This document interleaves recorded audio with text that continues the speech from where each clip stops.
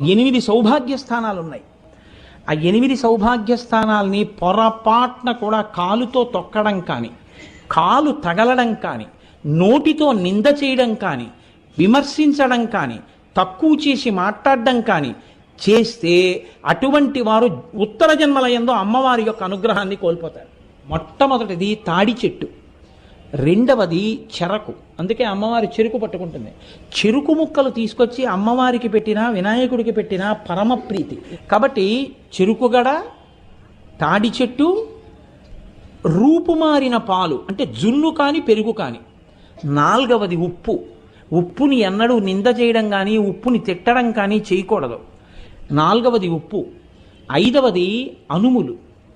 6వది ఎర్రటి రంగులో ఉండేటటువంటి పువ్వులు. ఇంకొక 2 స్థానాలు కూడా ఉన్నాయి.